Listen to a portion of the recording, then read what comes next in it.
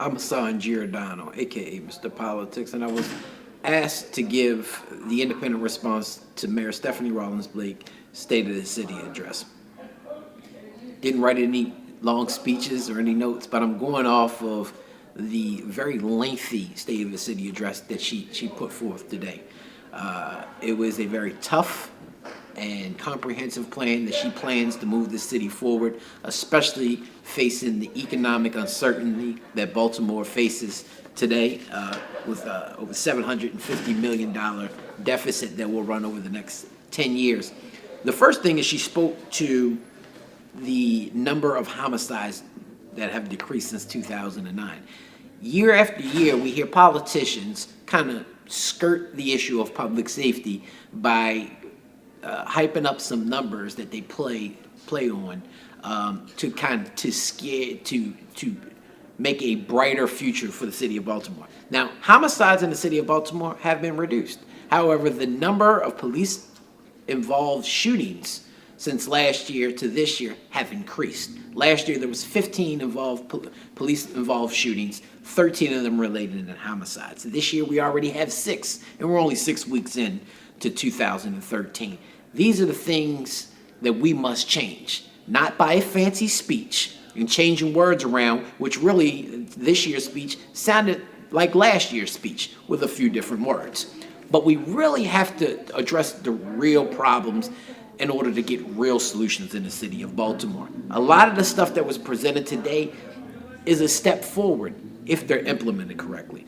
When we're talking about financial worries, we have TIFs and pilot programs that give tax breaks to developers to make downtown look beautiful and pretty, but uptown is still in shambles. How do we give those same tax breaks to small business owners like myself and you?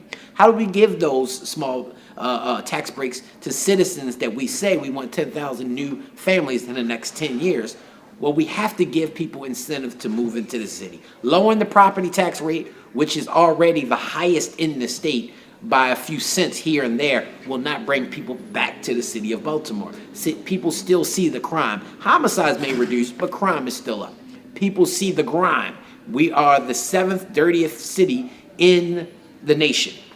Some of these things were not addressed today. In fact, trash pickup and other things, recycling, will start to be taxed according to the mayor's plan.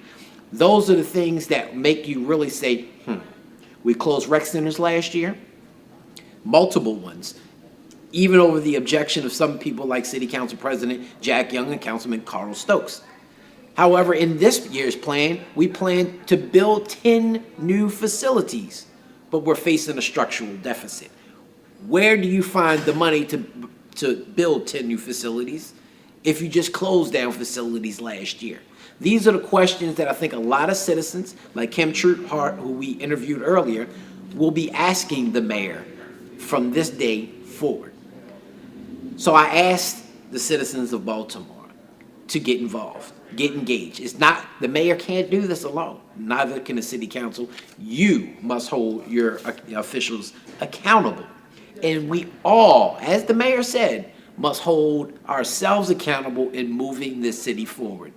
We have skin in the game. Whether you live here, whether you work here, or whether you play in the city of Baltimore, you have to then take the onus upon yourself to help. So there's no question that she needs your help, but we also need to hold this administration accountable.